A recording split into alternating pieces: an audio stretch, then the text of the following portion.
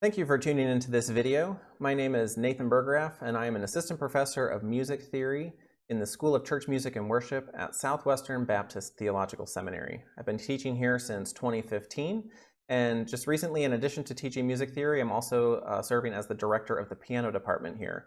So my undergrad and a master's I did in piano performance, and then I did a master's and a PhD in music theory. So I love performing, I also love teaching music theory, and I love being able to apply theory to church ministry and talking with worship musicians on how they can utilize theory in their own music making.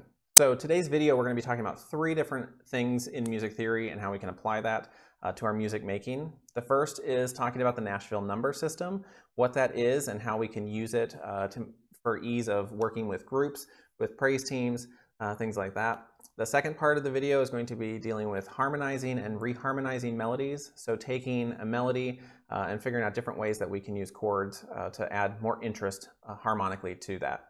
And then the third section, we're going to talk about some principles in modulation. So how to go from one key to another and give some guidelines and some principles in that. All of these can be very practical tools for Sunday music making with your praise team as a soloist, but I think all of these are very practical and applications of music theory for the worship musician.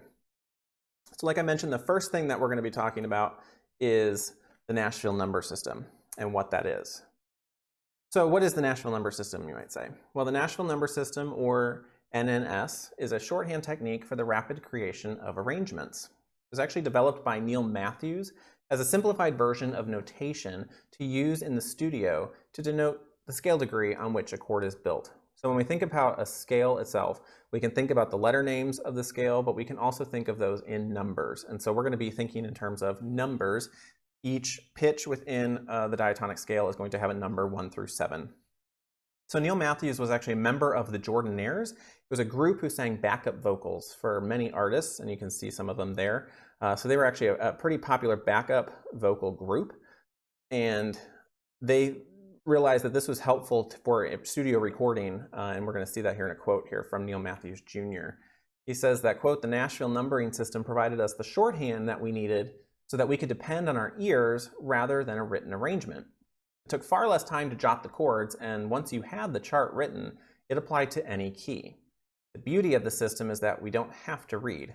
We don't get locked into an arrangement that we may feel is not as good as one we can improvise."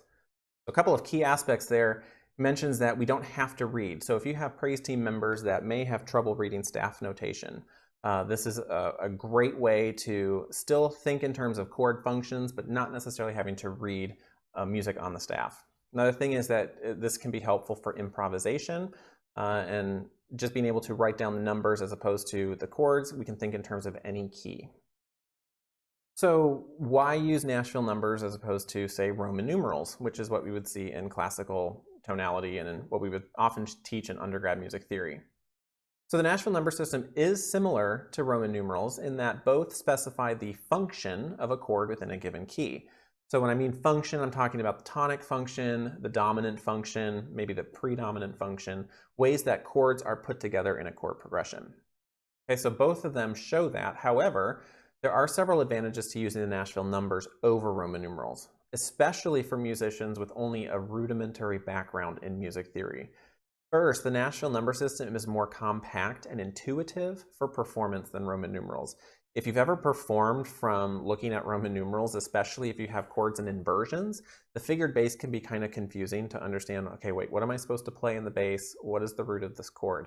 So the Nashville number system is much more intuitive when you're performing. Also, again, it uses scale degree numbers instead of numerals, which is easier to read often. And inversions, again, are easier to identify in the Nashville number system than in Roman numerals. Now, why use Nashville numbers over chord symbols? Well, the Nashville number system is similar to chord symbols in that both use slash notation to specify root and bass note of each chord.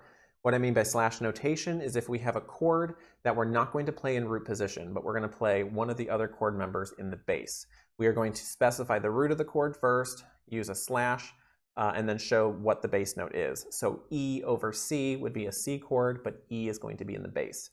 Nashville numbers is going to use numbers. So if we're in the key of C, C chord would be 1, but we would be playing scale degree 3 in the bass, so 1/3. Now, the Nashville number does offer several advantages to chord symbol notation. One, players learn about chord function with the Nashville number system, unlike using chord symbols. For instance, if I'm in the key of B flat major and I play a C, F, B flat chord, okay, I might understand, okay, that functions well in B flat major. If I put it into Nashville numbers, that's a 2-5-1 chord progression. Now say I go to the key of D major and I play an E, A, D chord, or an E chord, then an E minor, A major, D major. I may not understand that that's actually the same chord progression that we played in B flat major. It's still a 2-5-1 progression. Okay, so it helps us understand functions a little better. They also can be played in any key. So if I see 2-5-1, if it's in the key of C, I'm going to play a D, G, C chord. If it's in the key of F, I'll play a G, C, F chord. Okay, so 2-5-1 in any key. Chord symbols are key specific. So if I need to modulate to a different key, oftentimes that can be tricky. I need to look at it and try to think in my mind, okay, how do I transpose that up a step rather than just thinking in the numbers? And then again, transcriptions, writing down the music can be quicker and easier to create than in chord symbol notation. Again, we're thinking in terms of ease of notation. So in general, there's some principles for notating Nashville numbers, and we're going to talk through some of those briefly and then look at several examples to see how they work in action. So in Nashville number notation, the default mode is major. Now, there can be minor pieces, and we hear those every now and then. But generally, the songs that we're going to be performing are going to be major key songs. And so the default mode is major. Numbers, like I mentioned, are used for each chord within a scale. So we're going to use numbers 1 through 7 to denote each of the scale degrees from tonic all the way up. Now, again, like I mentioned, the default mode is major. The default chord itself is also major. So if I see a number by itself, that means it's a major triad. If I see a minus sign after that symbol, or after that number, that specifies that it's a minor chord. Okay, so if I'm in the key of C major, an A minor triad would be scale degree 6, because it's the 6th scale degree in the key of C, and it's a minor chord, so it's 6 minus sign. Diminished and augmented signs are similar to Roman numerals in that if I have a diminished chord, it's going to have a circle. If I have an augmented chord, it's going to have a plus sign. Some of the principles of writing Nashville numbers. The default notation is one number per measure. If you're playing a song, typically you have one chord per measure, and that's what we're going to see as the default. And then one line per phrase. So if I have a 4-phrase piece, I'm going to have 4 lines. If I have extra measures within a phrase, so say I have 4 phrases, each 4 measures, that's pretty straightforward. Say the last phrase is 6 measures.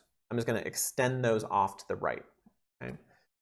And then measures with multiple chords. So like I mentioned, the default notation is one number per measure, but say I have 2 chords per measure. What do I do then? There's several different options. The one that I prefer is option number 1, which I would use then parentheses around the numbers in a measure. So if I have 2 chords in a measure, say I have a 2 chord and then a 5 chord, I'm going to establish that that's a measure by putting parentheses around both of those together. And that means that those chords are both played in the same measure.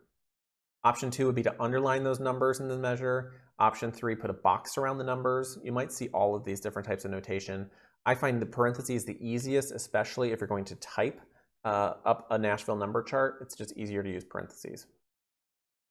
Continuing along with that, if I have multiple chords in a measure, I need to specify, are they evenly split among the measure or are they not evenly split?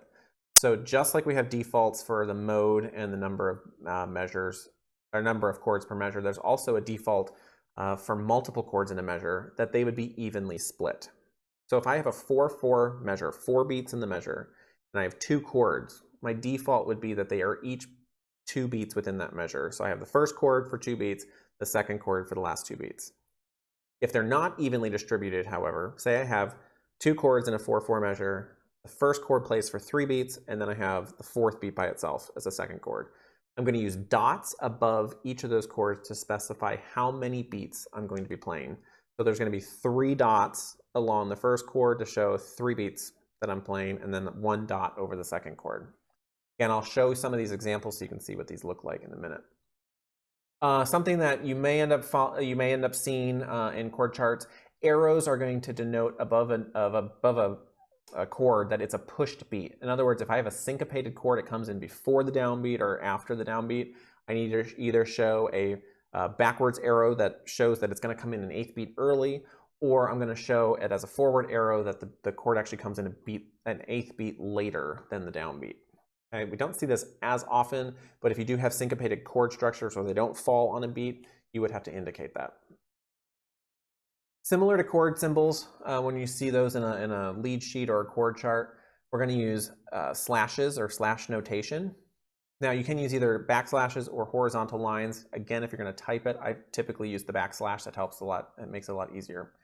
If you have sus chords, seventh chords, chordal extensions, like a ninth chord, 11th chord, you can either show that as a subscript after the number or as a superscript. Whatever you do, make sure it's consistent. I tend to use superscripts because I am thinking still in Roman numerals with figured bass that shows them as superscripts, but subscript is a popular way to show them. And then say I have a chord, I'm in whatever key I'm in, and I have a flat 7 chord.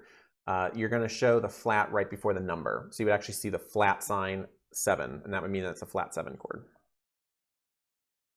A couple other things as far as overall form ideas for pickups. Say the song starts on a pickup beat, you need to specify that it's a pickup by using PU above the number, and that shows then that that's the pickup, and then there's a bar line to start the phrase, just to help with ease of notation. And then finally, standard abbreviations for sections within a piece. We do this anyway if we're looking at a chord chart. We need to know, is it verse, pre-chorus, chorus, bridge, where are all these sections? You're going to just use standard abbreviations. So let's take a look at a few examples and see how the Nashville number chart would look for this. So the first one we're going to look at is Holy, Holy, Holy. And we see the melody line along with the chords given. So some initial observations. First of all, Holy, Holy, Holy has a straightforward phrase structure. So each phrase is 4 measures long. There's 4 phrases within the piece. So this one's going to be pretty straightforward to see a Nashville number chart. Again, 4 lines, each with 4 measures. There's 1 to 2 chords per measure. But anytime there's multiple chords, they are evenly split. So there's 2 plus 2. Therefore, we don't have to use any dots, which is kind of nice. And then there's relatively few inverted chords. Really, you only see those in the second system, the A over C sharp or the A over E. So here shows the Nashville number chart for the Holy, Holy, Holy. Again, remember I mentioned there's 4 phrases, so I see 4 lines. And then each of those lines are going to be lined up vertically. So in other words, the first measure of phrase 1 is going to line up with the first measure of phrase 2, first measure of phrase 3. You want to make sure that you're vertically aligning those columns, again, to show for ease of notation. I'm using here in the first 2 measures, I'm using those parentheses to show that at the first measure we have 2 chords. We have a major 1 chord and then the minor 6 chord.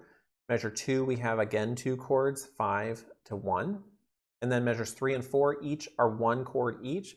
So that's the default notation. We're just going to show the chord by itself. The 4 chord going to a 1. No parentheses means that they each are being played for a full measure. Okay. Then one other thing you'll see here is that the first 2 phrases I've kind of grouped together with a little bit more space between the second and the third phrase. That's just a personal thing that I did because I'm trying to show the parallelism between the first phrase and the third phrase, which are actually the exact same chords. Okay. Another thing you'll notice is on the second phrase, that third measure has a major 2 chord. Now, oftentimes you'll hear people say, oh yeah, you just play a major 2 to 5. A major 2 chord doesn't actually exist in our key. This is technically a secondary dominant, which means that it's actually functioning as 5 of 5, and it moves to that 5 chord.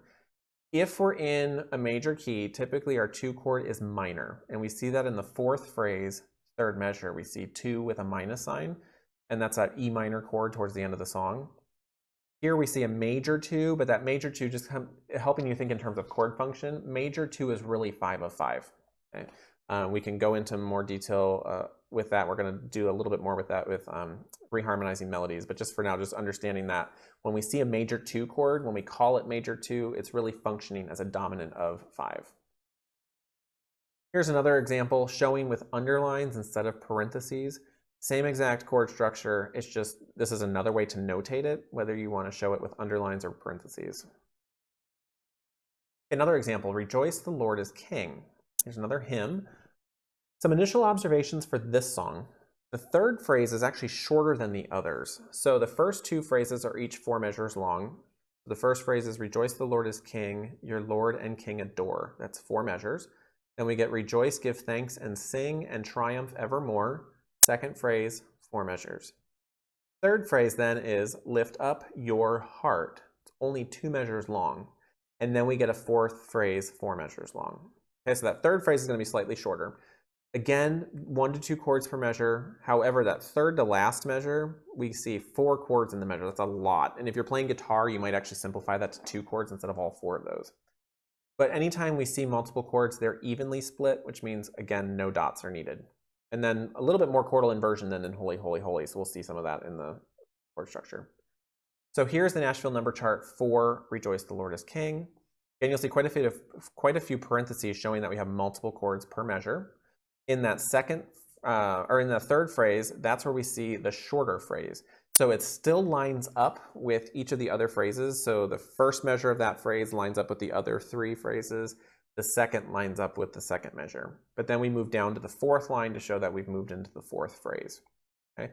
That 4th line is kind of complicated because we have a couple of chordal inversions, lots of different chords happening. But again, that is what you would play if you see all of those in there. But again, you may simplify that as we find that playing for guitar, you may not play all of those. On keyboard, probably would play those. So again, the second phrase has that major 2 chord, would be a 5 of 5. That third phrase is slightly shorter, but it still aligns with everything else that we've, the first 2 measures of all the other phrases as well. Here again is that phrase structure for the Nashville number chart with underlines instead of parentheses. And you can figure out which one's easier to notate and understand and read, go from there. Angels we have heard on high, here's another example. This one, some initial observations for the angels we have heard on high, is that there's a verse and a chorus. So we're going to need to show V or C for the verse and the chorus. This also has an uneven phrase structure in the chorus. So the chorus has Gloria, the first Gloria is 4 measures, and then In Excelsis Deo is 2 measures. Gloria the second time around, 4 measures, and then In Excelsis Deo, 3 measures. So there's quite a bit of unevenness in that phrase structure. Again, 1 to 2 chords, all evenly split, several chordal inversions as well. So here, a couple of observations of the Nashville number chart. You'll notice that I've specified whether it's the verse or the chorus, and I've actually added in a line to separate the two.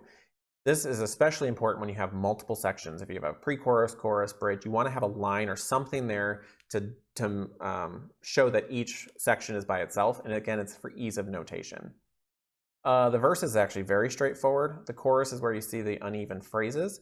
But again, they all line up together so you can tell how long each phrase is. And that's what we see with the shorter phrase. That second to last phrase, the second Gloria, you'll notice that second chord is actually another chromatic chord. The 6th chord in a major key is typically minor. So the fact that we have a major 6 chord means that it's actually not major 6. It's actually functioning as a 5 of the minor 2, which it moves to that.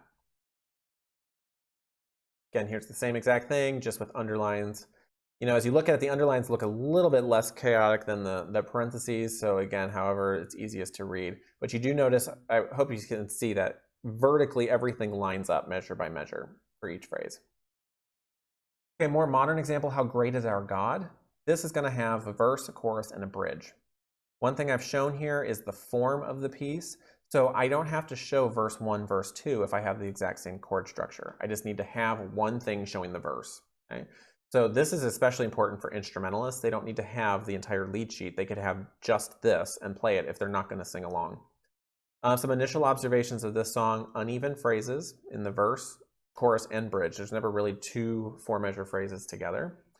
Multiple sections, including a bridge. We also have some add 2 chords or sus chords and some 7th chords. Here I'm showing them as superscripts. You may also show them as subscripts. In the chorus and the bridge, we have a 4 chord with a major 7th, which is why I have the capital M there. Because if I just said 4/7, that 7 would be indicative of a minor 7. So we have to specify that that's a major 7. Okay? And then finally, in Christ Alone, here's an example of a song that's not in 4/4, it's in 3/4. So if I have two chords in the measure, I'm going to have to specify which one is longer than the other. So even though the chord structure or the phrase structure is very straightforward, 4 measures in each phrase, 4 phrases, the fact that it's in 3/4 means we have to use quite a few dots. Okay? The other thing you'll notice is in measure 3 of that first phrase, and actually the third measure of the first, second, and fourth phrase, we have multiple chords within a single beat. So if you hear the beginning of In Christ Alone, right here, so the 4 and the 1/3 both happen in beat 1. So I'm showing that those are both locked together in a single beat, and then we move on to the minor 2, 5, 1, and those are each going to be a beat within there. I don't have to specify those two with dots, the minor 2 and the 5, but I am specifying that the first 2 chords happen within the first beat. You'll also notice there's a pickup chord. So I have the PU over that, and then the bar line to show the downbeat. 2 dots over the 1 chord, showing that there's 2 beats in that, playing that initial chord. The third beat of that measure then is the 4 chord. So again, the dots signify how long to play each of those. So strategies for using Nashville numbers in summary. Number 1, make sure the formatting is clean and consistent. You want to line up measures from each phrase underneath each other. So that vertical lining up is actually very important. It helps for ease of reading. Number 2, don't squish everything together, but give space on the page for easy reading. Again, you don't have to make it super tiny. Try to expand it out. The more white space you have, it actually makes it a little bit easier to read and to know where you're going. Number 3, whatever methods you use for specifying chord quality, or multiple chords per measure, whether you use parentheses or underlines, chordal extensions, whether you use subscript, superscript, just make sure to use the method consistently. So you want to make sure that, again, if you're going to make a chord chart for your group, that you do the stuff the same way so that it's easy to read. And then number 4, the ultimate goal is to use Nashville numbers to make playing in a group easier and more effective. In other words, you can modulate easier, you can figure out, oh, you know what, this is a little too high, let's go down a step. Or you can start thinking in terms of chord function. Let's do a 2-5-1 progression here. Oh, let's add that 2-5-1 progression here. So thinking in that way. So figure out what that looks like for your specific group of musicians. You may not talk through all the different chord functions, but it might just be a matter of numbers are easier to read than the letter names. So we're going to start thinking in terms of the numbers. So hopefully that can be helpful to you as you think in terms of Nashville numbers. Now, part 2, we're going to switch gears and talk about harmonization, how to harmonize a melody or to reharmonize a melody. So something I'm showing here, this is actually a chart that I will often give our Theory 1 or Theory 2 students. It's something that I've put together to show how triads are built and how we can see commonalities within triads and seventh chords in our diatonic key. So what you see here is a vertical line of scale degrees, and those little hat thing on top of each number indicates that it's a scale degree. So when we think in terms of a scale, we can think up, up the scale in ascending seconds. Okay, that would be our scale, just ascending scale. You may also see things put together in what we call circle of fifths, which would actually bring in the chromatic pitches, but then we're just moving up in fifths. Here we're going to be moving up in thirds. And the reason for that is triads and seventh chords and extension chords, things like that, are built on thirds. So this helps to see those in a easier way, and I think in a clearer way to understand the commonalities between them. So if you look at the treble clef at the bottom right, you can see what is shown in numbers and scale degrees on the musical staff. So if we're in the key of C, we start on scale degree 1. The next pitch would be scale degree 3. The next pitch would be scale degree 5. And then we just keep going up. 7, 2, 4, 6, 1, 3. Okay, so that's what we're seeing on the staff, and then we're showing them in scale degrees. What you also then see are the Roman numerals, which these would be the diatonic chords that are within the key. So at the very bottom, 1, 3, and 5 is our 1 chord. Okay. 5, 7, 2 is our 5 chord. If I add the chordal 7th, that gives me the 5, 7.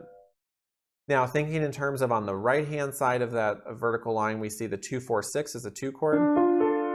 Okay. 6, 1, 3, minor 6, split the difference there. We have a 4, 6, and 1 as our 4 chord. Now, why is this helpful? Well, take a look at the 1 chord at the bottom, 1, 3, and 5. Okay? Then take a look at the 6 chord at the top, 6, 1, 3. Okay? If I actually brought that down an octave,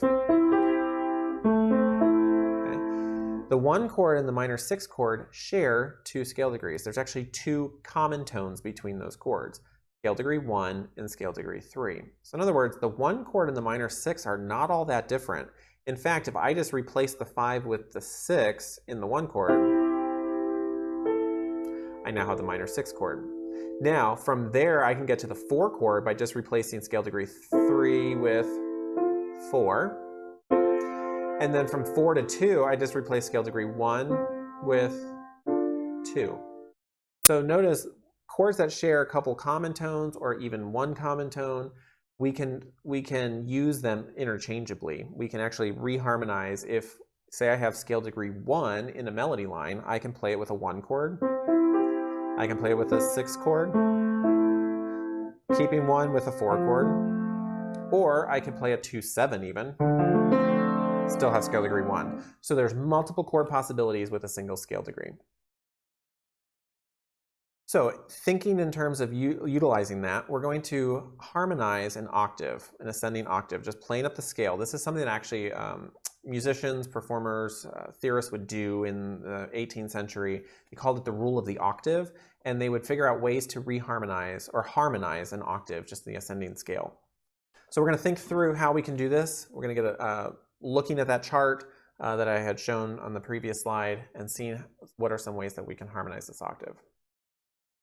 So this first one I'm going to show is a pretty straightforward harmonization. We're just using 1, 4, and 5 chords. They're all in root position. So what you see here on the top are the scale degrees. Okay, so 1 up through 7, and then again to 1. Underneath that, you're going to see the Roman numerals, which is what RN stands for.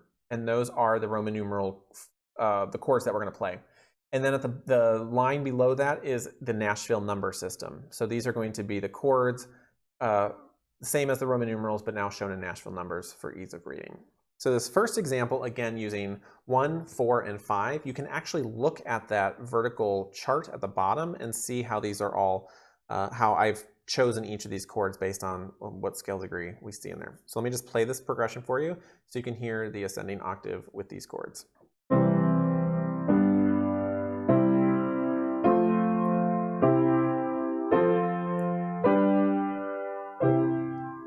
Pretty straightforward. Now this next example gets a little bit more interesting. We're going to present a couple of chordal inversions. Okay, so rather than just playing root position chords, we're going to add in a couple of inversions, still just using 1, 4, and 5, but this gives a little bit more harmonic interest in that we're not jumping around in the bass so much. So for scale degree 2, for instance, we're harmonizing with a first inversion 5 chord.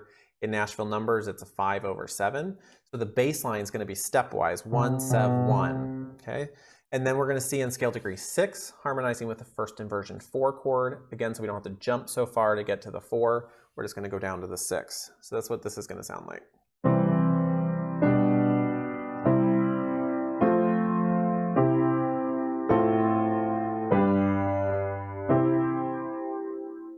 Okay, still using 1, 4, and 5, but it gives a little bit more harmonic interest. Now this next chord progression is going to give even more harmonic interest by introducing the 2 chord and the minor 6 chord. Okay, we're still going to use that 5, 6 on scale degree 2, so like we did in the second example, but instead of going back to 1 on scale degree 3, we're going to replace the 1 chord with a minor 6 chord because scale degree 3 fits both in a 1 chord and in the 6. We're also going to add on scale degree 5 a first inversion 1, and then on scale degree 6, rather than using a 4 chord, we're going to replace that with a minor 2 chord. And then the second to last measure, we're going to add the 5, 7. We're going to add that chordal 7th in. So again, a little bit more harmonic interest in this example.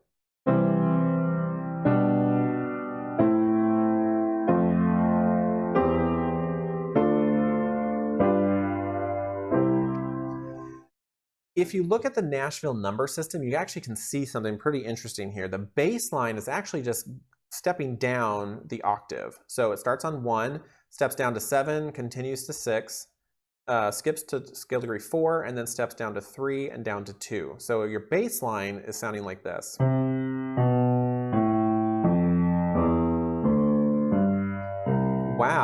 the melody is ascending. So we actually have good, what we would call counterpoint. So while one goes up, the other goes down.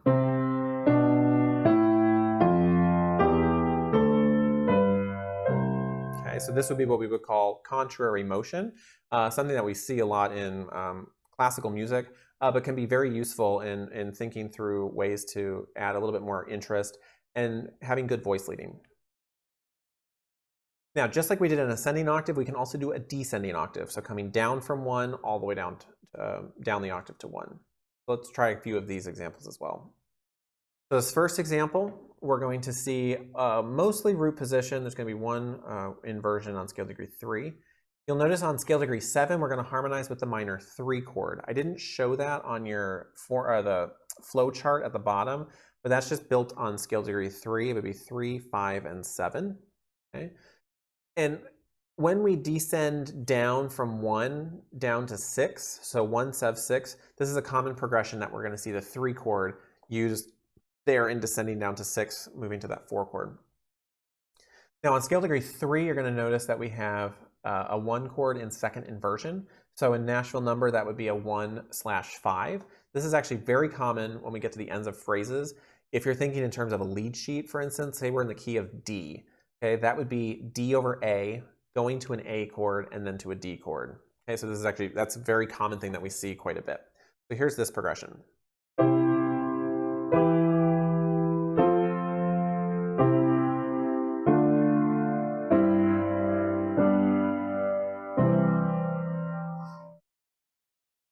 Okay, pretty straightforward. It does have some interest to it, but again, pretty straightforward, mostly root position chords. Okay, here's the same example. Now we're just going to add a little bit more interest by making the 2 chord on scale degree 4 a 2/7 chord. Okay, we're going to make it a 2/7 chord with scale degree 4 in the bass. We're going to keep that 1/5 on scale degree 3, and then we're going to add the chordal 7th on scale degree 2. Okay, so similar, but a little bit more interesting.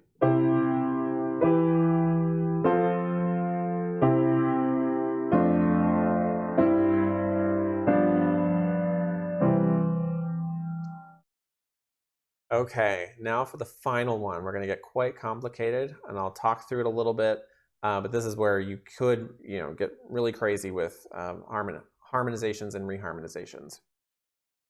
So what I'm showing here on the flow chart, you've seen your diatonic flow chart. I actually put that on the bottom right, some chromatic flow charts as well. And this is showing what we would call secondary dominance. I introduced this a little bit in the first section on Nashville numbers. Secondary dominants are chords that sound like a dominant 7th or a dominant triad. So they're going to have major sound, major triad, or major minor 7th. But they're going to sound like a dominant of something other than the tonic of our key.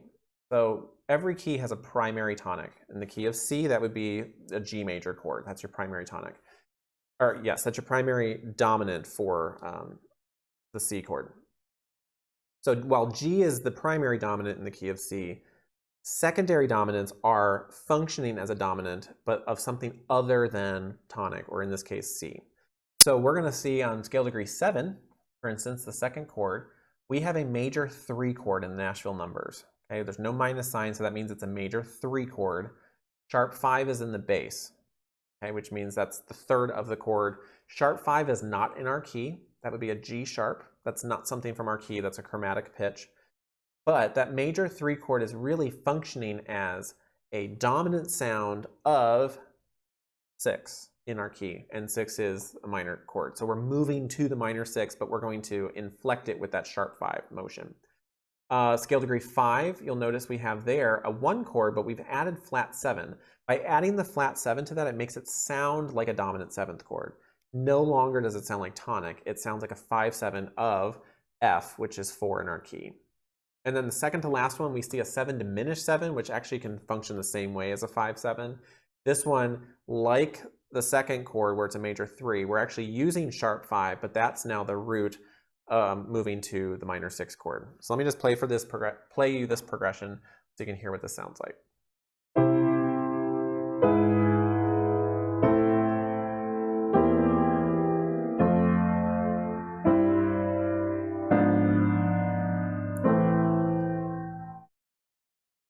one thing you'll notice, the second half of this descending octave, we actually have an ascent in the bass line. We go from scale degree 3 up through 6,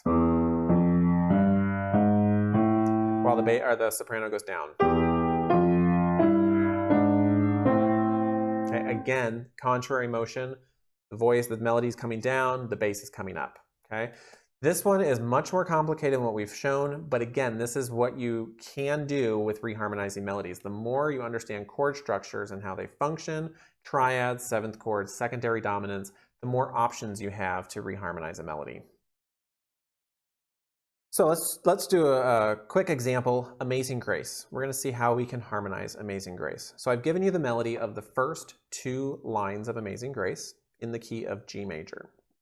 Now, what I typically like to do when I'm working through figuring out how to harmonize a melody is I will isolate the melody, like I've done here, and then I will often write the scale degrees above the melody, or I will just take out the staff notation altogether and just use scale degrees, because then it's not key specific. But here I've got it in the key of G. So what I've done is I've put the scale degrees above each of the pitches in the melody. In the blue box are tonic triad pitches. They're going to be 1, 3, or 5. Okay, so they're G, B, or D. The dotted line boxes are those that fall outside of the tonic triad. So interestingly, the first 2 lines of Amazing Grace is almost exclusively the tonic triad. The other pitches, for instance, in measure 2, that scale degree 2, can be seen as passing from scale degree 3 down to scale degree 1. We're just passing through 2. So I could actually lump that into a tonic triad and just consider that basically a non-chord tone within the underlying tonic triad. Same with scale degree 6, it's passing from 1 down to 5, and then that final 2 to 5 motion, again, could be considered a non-chord tone. So in other words, I could harmonize the entire first 2 lines with a tonic triad. Interestingly, if you ever hear Amazing Grace played on a bagpipe, that's what happens, because you end up with this tonic drone in the bass, in the bagpipe sound, and you hear the melody of Amazing Grace being played. It actually sounds pretty good because you could play the whole thing with a tonic triad. So if I just had the tonic triad, I get something like this.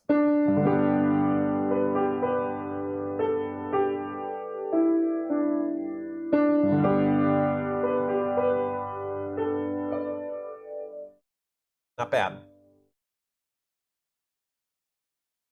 So the next example we're going to see is we have, not only do we have the tonic triad, but we can actually then, in measure 3, we can take the 1 and the 6 and harmonize that with something different. It doesn't necessarily have to just be tonic. So in this measure, we're going to utilize this as either a 6 chord, 6, 1, and 3, or a 4 chord.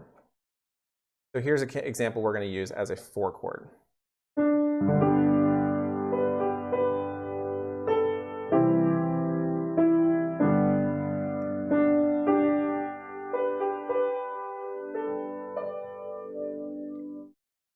Okay, pretty straightforward.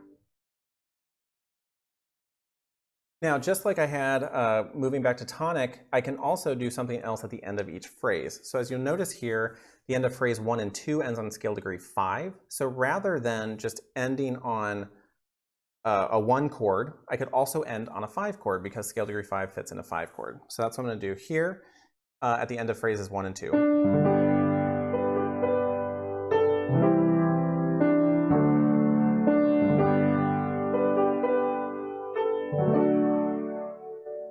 So that also works. Now, if I wanted to add a little bit more interest to the tonic area, I could do an inversion, 1/6 chord. So, okay, something interesting there. Another thing I can do is in the second phrase, rather than harmonizing that with 1, I can break that up. Take the 1 and the 3, which does work as a 1 chord, but it could also work as a minor 6 chord. So at the second phrase, rather than starting on tonic, I'm going to make it a minor 6. And then in that green box there, scale degrees 3 and 2, you might think, well, those don't really fit together in a chord. However, if you start on 2 and you just keep stacking in thirds, we do get up to scale degree 3 as a 2/9 chord. So that's something like this.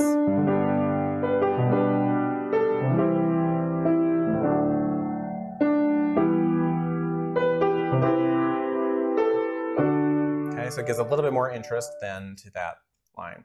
And then finally, if you wanted to add some chromatic chords in here, this is something that I'm showing that presents a motion in the first phrase to that minor 6 chord in measure 3. Here I'm going to actually just harmonize each chord by itself, or each melody pitch by itself. So in measure 2, I have a second inversion tonic chord moving to a major 3/7, which is functioning as a 5/7 of 6, going to the minor 6 and then to the 4. So again, you can get as complicated as you want, but still using those same principles of figuring out how the triads and 7th chords work.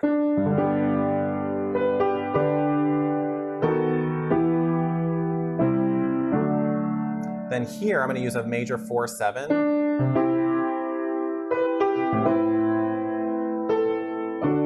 Okay, so again, I'm just thinking in terms of chordal extensions and ways that I can do that. One other thing I want to show you real quick is Turn Your Eyes Upon Jesus is a song that I did an arrangement for piano. And as I was thinking about how to put it together an arrangement, I got to thinking each of the verses are different, and so I want to have a different chord progression for each verse to mimic the text that I'm going to be basically writing the arrangement about.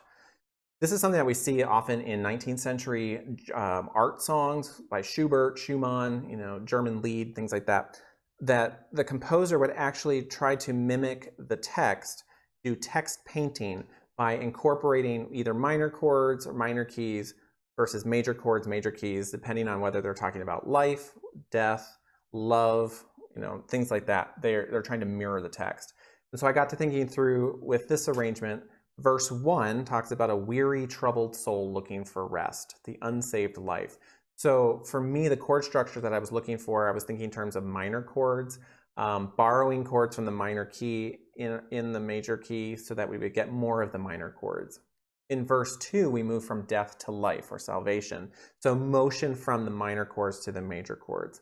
And then in verse 3, belief in God's word, witnessing to others, which is basically the saved life. So in this, especially at the first half, major chords fill up most of that first half of that verse. However, the second half of that verse says, then go to a world that is dying. And so thinking in terms of the dying world, I really wanted to text paint that by using a minor chord and a fully diminished 7th chord. I'm just going to show you briefly how this works, and I'm going to go switch this to here so that you can see each of the chord structure. So the top line is showing you the melodic line, and then each of the systems underneath that is showing verses 1 through 3. So in verse 1, again, I wanted it to be more of a minor feel, and so I'm thinking in terms of minor chords. So, O soul, are you weary?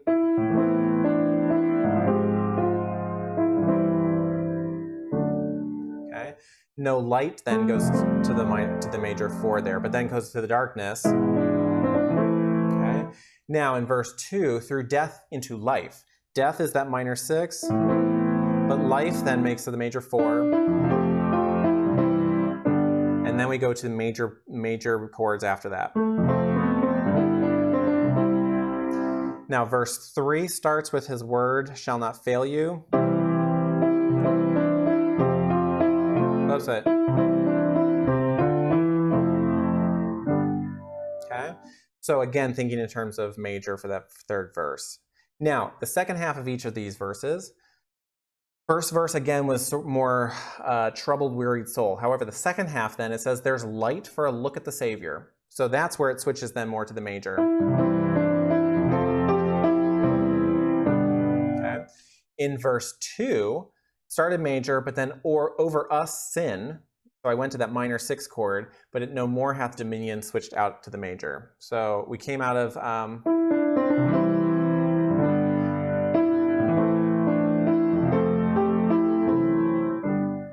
and then in verse 3, this is where I did that text painting with the word dying. So the first half of verse 3 was major. However, we then go to a world that is dying. So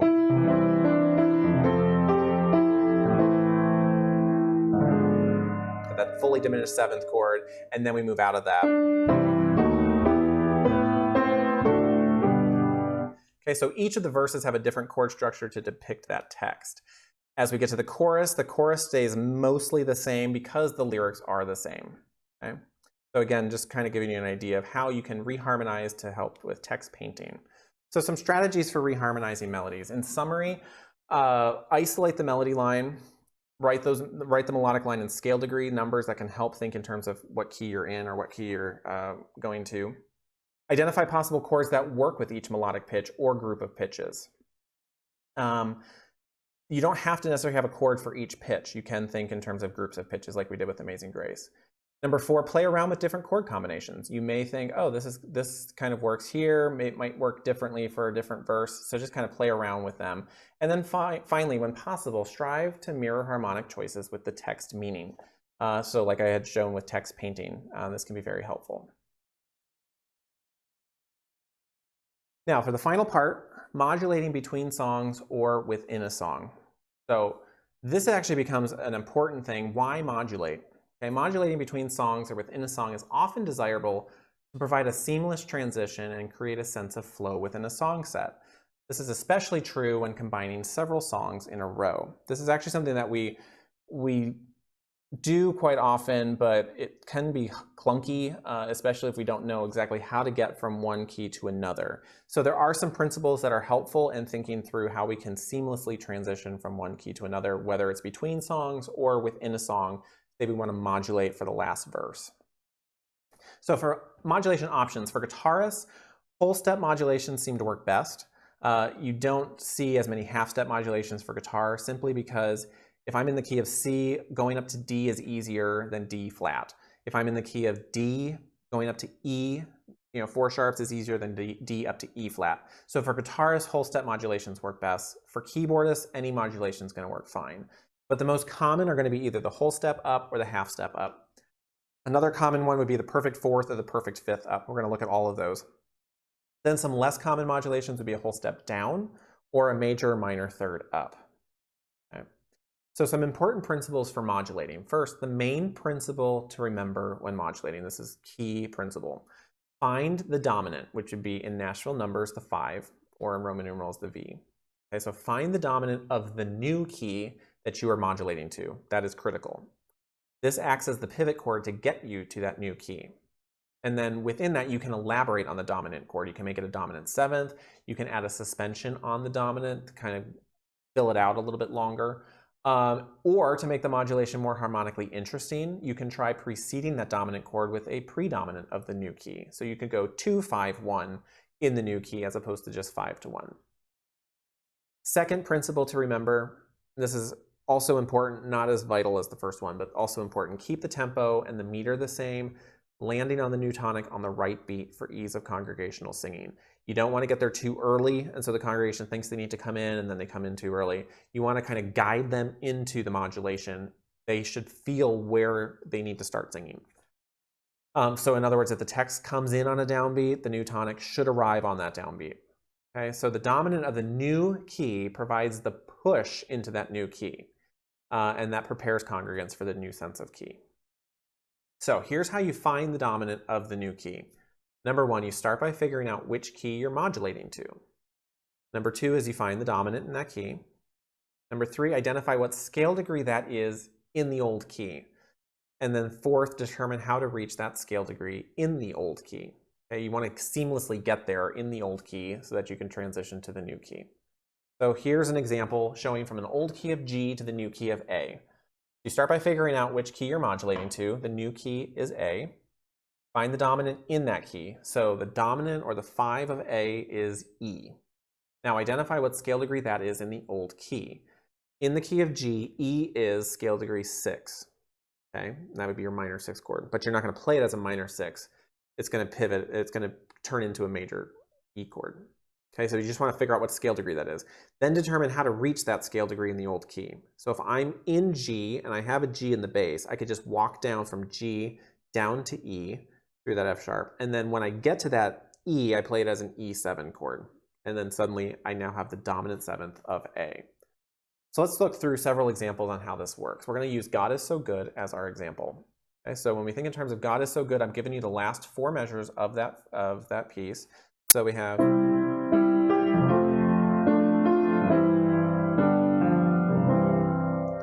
the song ends on a tonic chord. Okay? Now the key principle is going to be find the dominant of the new key. So let's modulate up from C to D. So again, main principle, find the dominant of the new key. The dominant of the key of D is A, an A major chord. That is going to be scale degree 6 in our old key. I'm in the key of C. The pitch A is scale degree 6. So how do I get to 6 from the bass line? I can walk down from C to A. You'll notice then at the bottom there, the chords, if I was in the key of C, it turns into a major 6 chord. But if I'm in the key moving to D, it's now my 5-7 chord. So let me just play for you what that sounds like.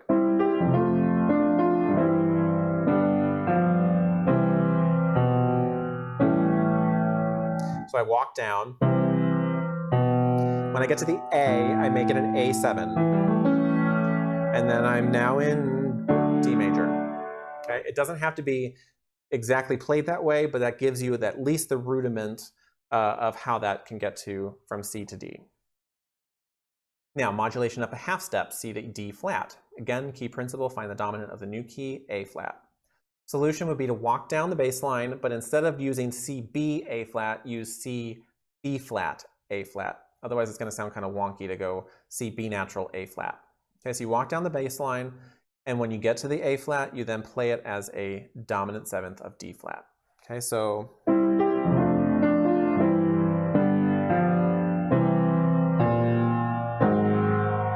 I now have a 5-7 of D flat. Okay, that one's actually pretty straightforward because the melody can just stay on the C. Oops. Okay, and now I'm in D flat.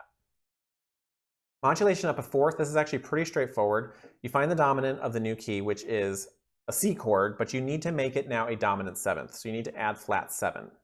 So the solution would be to hold the tonic in the bass of the old key, add flat 7 to that chord to make it the dominant 7th of the new key.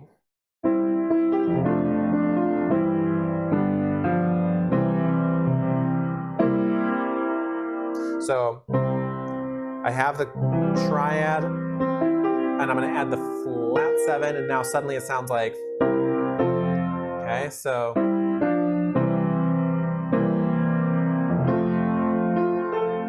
okay, that's pretty straightforward. You have the tonic triad, you just add the flat 7, and now you suddenly have a 5-7 of up a 4th key. Moving up a 5th, this is a little bit trickier. You're going to need to do a little bit more preparation to make it sound smooth. Again, you're going to find the dominant of the new key. So if I'm moving to G, the dominant is going to be D. D is scale degree 2 in my old key. So I'm going to prepare the dominant of the new key with a 2 chord, okay, in the new key, which is going to be the minor 6. Okay, so if I'm going to D, which is going to be our 5-1, I can get the 5-1, but D is not really in our key of C major, so it's going to sound a little weird to just jump to that D major chord to just get to G. So I'm preparing it with 2-5-1 progression in the new key because that A minor is part of the old key. Okay, so this is what this sounds like.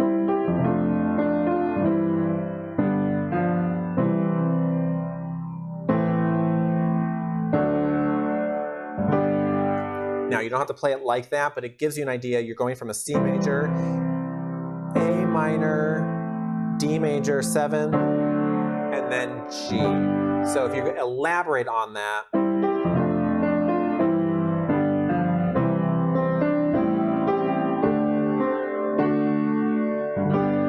and now I'm suddenly in G major. So you want to prepare that with the predominant, or that minor 2 chord of the new key. Then finally, modulation down a whole step. This is less common, but something that can happen. Find the dominant of the new key, which if we're going to B flat, that dominant is going to be an F7 chord, which is 4 in our old key.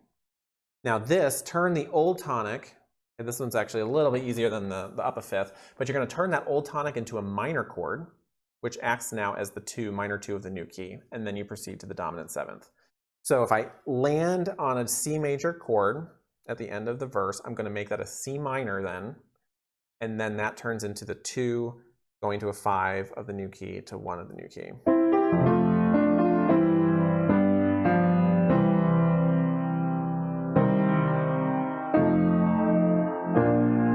Okay, so again, it doesn't sound like that. If you're going to have to elaborate, figure out a way that you're going to do that, but so something like this.